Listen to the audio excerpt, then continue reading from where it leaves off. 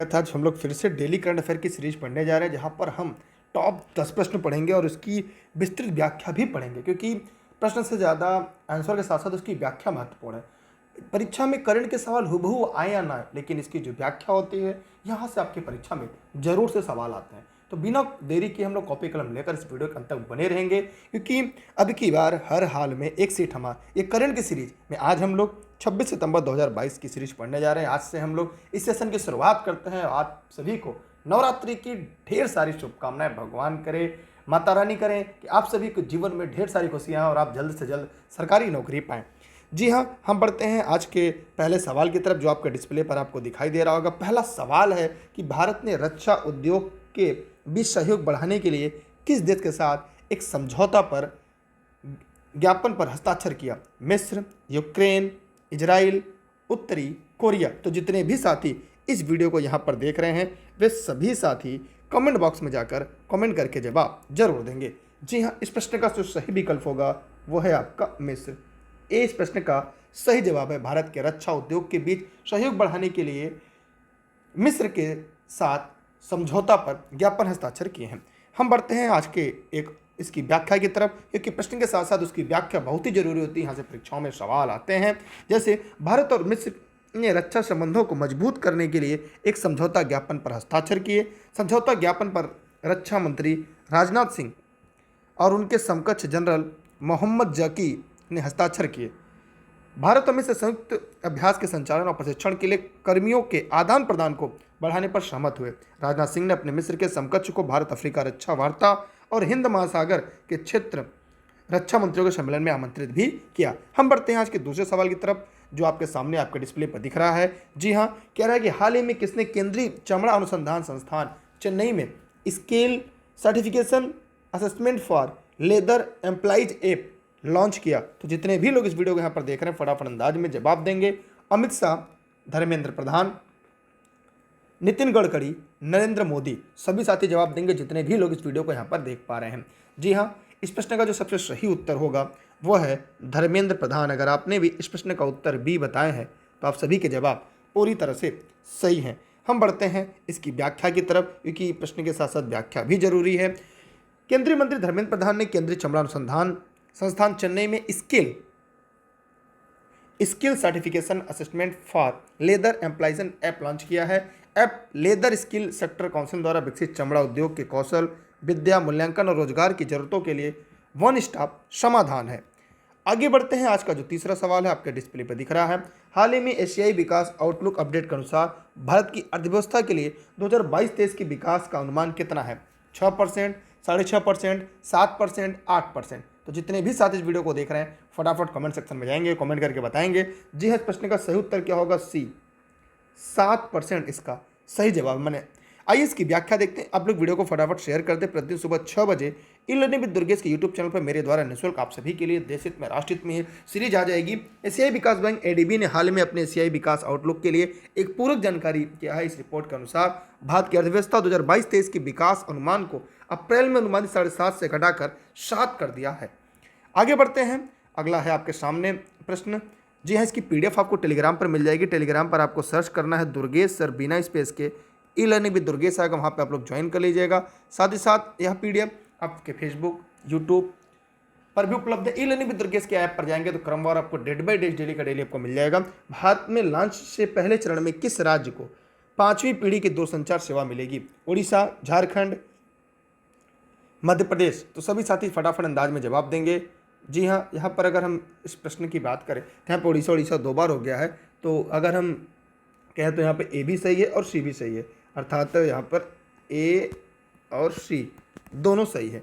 क्योंकि यहाँ पर जो प्रश्न होगा कि उड़ीसा, केंद्रीय इलेक्ट्रिशियन और सूचना प्रौद्योगिकी मंत्री अश्विनी वैष्णव, देखिए यहाँ पर ये भी याद होगा किसके कौन मंत्रालय है, ने घोषणा की उड़ीसा को उसके लॉन्च से पहले चरण में 5G 5वीं पीढ़ी की दूरसंचार सेवा मिलेगी। पहले चरण में दूसरे भारत के 13 चुनिंदा शहरों को 5G सेवाएं मिलने वाली हैं। भारतीय प्रौद्योगिकी संस्थान IIT मद्रास चेन्नई में तमिलनाडु में एक 5G प्रयोगशाला विकसित की गई थी। आगे चलते हुए सवाल की तरफ। सवाल मेरा है 5G है में जी क्या है? जैसे 4G होता है, इसमें जी क्या है, मतलब जी का क्या रोल होगा? जितने भी साथ इस वीडियो को यहाँ पर देख रहे हैं, पढ़ रहे हैं, कमेंट सेक्शन में जाएंगे और कमेंट करके बताएंगे जी का क्या मतलब है। अगला है सवाल आपके सामने जो प्रश्न नंबर 5 है। प्रतिदिन हम 10 टॉप 10 प्रश्न पढ़ेंगे। हाल ही में भूतपूर्व सैनिक कल्याण विभाग के सचिव के रूप में किसे पदभार ग्रहण किया? सभी साथी जवाब देंगे फटाफट अंदाज में। जी हाँ, अरविंद कुमार, विजय कुमार सिंह, राकेश यादव, मनोज कुमार सिन्हा। यहाँ पर इस प्रश्न का उत्तर होगा विजय कुमार सिंह, अर्थात इस सवाल का जो सही उत्तर होगा वो है आपका बी। विजय कुमार सिंह को भूतपूर्व सैनिक कल्याण विभाग के सचिव के रूप में पदभार ग्रहण किया। अगला सवाल आपके सामने हम बढ़ते हैं इसकी व्याख्या की तरफ। यहाँ पर है कि विजय कुमार सिंह ने भूतपूर्व सैनिक कल्याण विभाग के सचिव के रूप में पदभार ग्रहण किया। विजय कुमार सिंह इससे पहले कपड़ा मंत्रालय में विशेष सचिव के रूप में कार्यरत थे। वह पंजाब कैडर के 1990 बैच के IAS अधिकारी हैं। उन्हें प्रशासक के रूप में काम करने का व्यापक अनुभव है। भूतपूर्व सैनिक कल्याण विभाग रक्षा मंत्रालय के अधीन एक विभाग है। इसकी शुरुआत 2004 में हुई थी। जी हाँ, अब बढ़ते हैं आज के प्रश्न नंबर 6 की तरफ जो आपकी परीक्षा के लिए इंपॉर्टेंट है। विशेष योगजन आयुक्त आपके द्वारा मिशन तहसील 392 कार्यक्रम तहसील स्तर पर 27 सितंबर के किस तहसील से शुरू किया जाएगा? सीकर, जैसलमेर, नोखा, बीकानेर, जयपुर। फटाफट सभी लोग जवाब दीजिएगा जितने भी लोग इस वीडियो को यहाँ पर देख रहे हैं। प्रश्न के साथ साथ हम इसकी व्याख्या भी आपके लिए पढ़ते चलेंगे। जी हाँ, यहाँ पर होगा नोखा, बीकानेर। इस प्रश्न का सही जवाब है सी वालों के जवाब सही है। आइए इसकी विस्तृत व्याख्या की तरफ चलते हैं। जी हाँ, यहाँ पर है कि नोखा, बीकानेर विशेष योगजन आयुक्त आपके द्वारा मिशन तहसील 392 कार्यक्रम तहसील स्तर पर 27 सितंबर से प्रारंभ किया जाएगा। कार्यक्रम की शुरुआत बीकानेर सभागार की नोखा तहसील से की जाएगी। कार्यक्रम प्रदेश के 7 संभागों में कुल 392 तहसीलों में आयोजित किया जाएगा, लेकिन शुरुआत जो है नोखा, बीकानेर से होगी। हम बढ़ते हैं आज के 7वें सवाल की तरफ। हाल ही में भारतीय सेना द्वारा सैटेलाइट ब्रॉडबैंड आधारित इंटरनेट सेवा किस स्थान पर शुरू किया गया? Gangotri glacier, Siachen glacier, Zemu glacier, Pindari glacier. सभी लोग फटाफट अंदाज में जवाब देंगे। जी हाँ, सियाचिन ग्लेशियर। अगर आपने भी इस प्रश्न का उत्तर भी बताया था तो आपका जवाब सही है। हम बढ़ते हैं आज के अगले सवाल की तरफ जो आपके सामने आपके डिस्प्ले पर। उससे पहले इसकी व्याख्या पढ़ लेते हैं। उपग्रह ब्रॉडबैंड आधारित इंटरनेट सेवा भारतीय सेना द्वारा दुनिया के सबसे ऊंचे युद्ध क्षेत्र सियाचिन ग्लेशियर पर 10,061 फीट की ऊंचाई पर शुरू की गई। यह मील का पत्थर भारतीय सेना के 14वें फोर या fire and fury operation Siachen सिंगलर्स के द्वारा हासिल किया गया। हम बढ़ते हैं आज के 8वें सवाल की तरफ जो आपके डिस्प्ले पर दिख रहा है। विश्व अल्जाइमर दिवस कब मनाया जाता है? 21 सितंबर, 16 सितंबर, 25 सितंबर, 22 सितंबर। तो आप सभी को पता होगा कि 16 सितंबर को आपका ओजोन दिवस है। यहाँ पर 16 सितंबर को प्रत्येक वर्ष ओजोन दिवस के रूप में मनाया जाता है। लेकिन अगर हम इस प्रश्न की तरफ बढ़े, इस प्रश्न का जो सही उत्तर होगा वह है आपका 21 सितंबर को प्रत्येक वर्ष विश्व अल्जाइमर दिवस के रूप में मनाया जाता है। हम बढ़ते हैं इसकी व्याख्या की तरफ। 21 सितंबर को प्रतिवर्ष अल्जाइमर दिवस के रूप में मनाया जाता है। इस वर्ष अल्जाइमर माह की जो थीम थी डिमेंशिया को जाने, अल्जाइमर को जाने, या विश्व अल्जाइमर माह हर साल सितंबर में आयोजित किया जाता है। अल्जाइमर रोग डिमेंशिया का सबसे आम रूप है। हम बढ़ते हैं आज के प्रश्न नंबर 9 की तरफ जो आपकी परीक्षा के लिए इंपॉर्टेंट है। जी हाँ, किस देश के टाइफून तूफान नानमा डोल के कारण बचाव या निकासी की चेतावनी जारी की गई है? सभी लोग फटाफट बताएंगे। नानमा डोल, अमेरिका, उत्तरी कोरिया, जापान, चीन। तो सभी लोग फटाफट जवाब देंगे। देखिए, नानमा डोल के कारण बचाव निकासी चेतावनी जारी की गई है किसके द्वारा? सभी लोग फटाफट बताएंगे। इस प्रश्न का उत्तर होगा सी, जापान। इस प्रश्न का सही उत्तर होगा सी वालों के जवाब सही है। आइए हम इसकी विस्तृत व्याख्या देखते हैं। इस प्रश्न के साथ साथ कह रहा है कि जापान में टाइफून नानमोडोल के लेकर चेतावनी जारी। कागोसिया शहर के दक्षिण पश्चिम क्षेत्र में तेज हवाएं चल रही हैं और भारी बारिश भी हो रही है। आज का अंतिम सवाल प्रश्न नंबर 10 है। इसी के साथ इसकी PDF आपको टेलीग्राम पर मिल जाएगी। मैं बार बार कहूँगा टेलीग्राम पर आप दुर्गेश सर सर्च करके ई लर्निंग विद दुर्गेश पर जुड़े रहिएगा। प्रत्येक सुबह 6 बजे ई लर्निंग विद दुर्गेश के यूट्यूब चैनल पर आपको डेली करंट की सीरीज मिल जाएगी जो आपकी परीक्षा को ध्यान में रखकर प्रश्न के साथ साथ उसकी व्याख्या भी रहेगी। 10 देश ने नेपाल को 3-1 से हराकर सैफ महिला फुटबॉल चैंपियनशिप जीती। बांग्लादेश, भूटान, श्रीलंका, नेपाल। फटाफट जवाब दीजिएगा। और आज की कुछ महत्वपूर्ण क्लासेज होंगी। अगर आप रात 9:30 बजे भारतीय संविधान की सीरीज में राष्ट्रपति की एक अगला महत्वपूर्ण सीरीज पढ़ेंगे और शाम के 7 बजे आपके लिए महत्वपूर्ण सीरीज होगी भारत का भूगोल।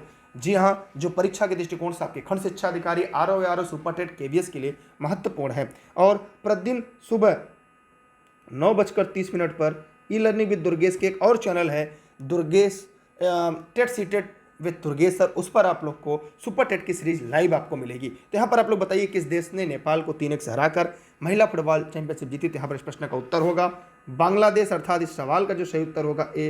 अगर आपने भी इस प्रश्न का उत्तर ए बताया है तो आप सभी के जवाब पूरी तरह से सही हैं। आप सभी का बहुत बहुत धन्यवाद। वीडियो को शेयर करिएगा, चैनल पर नए हैं सब्सक्राइब करके बेल आइकन दबाइएगा। उसके पहले उसकी व्याख्या पढ़ लेते हैं। बांग्लादेश ने नेपाल को 3-1 से हराकर सैफ महिला चैंपियनशिप जीती। बांग्लादेश ने काठमांडू के दशरथ रंगशाला स्टेडियम में अपना पहला सैफ महिला चैंपियनशिप खिताब जीता। बांग्लादेश की ओर से कृष्णा रानी सरकार और सीरल जहां स्वप्ना ने गोल किए, जबकि नेपाल की ओर से अनीता स्नेत ने एक गोल किया। आप लोग टेलीग्राम पर, फेसबुक, यूट्यूब और ऐप का लिंक है, यहाँ पर ऐप ही डाउनलोड कर सकते हैं। और यहाँ पर आप सभी के लिए काफ़ी महत्वपूर्ण है, खंड शिक्षा अधिकारी की तैयारी करने के लिए दुर्गेश पर जुड़ सकते हैं। TET, CTET, UP TET, super TET के साथ साथ आपको ढेर सारी क्लास की सीरीज आप लोग को मिलती रहेगी। आप पेट की सभी नोट्स 299 ई-लर्निंग विद दुर्गेश के ऐप से प्राप्त कर सकते हैं। मेरे द्वारा सभी क्लासेस निःशुल्क देशित में राष्ट्रित में होती है। ई-लर्निंग विद दुर्गेश का ऐड था जो मैंने आप तक पहुंचा दिया। आप सभी का थैंक यू। वीडियो को शेयर करिएगा, लाइक नहीं किया तो लाइक करके रखिएगा। Thank you. जय हिंद, जय भारत।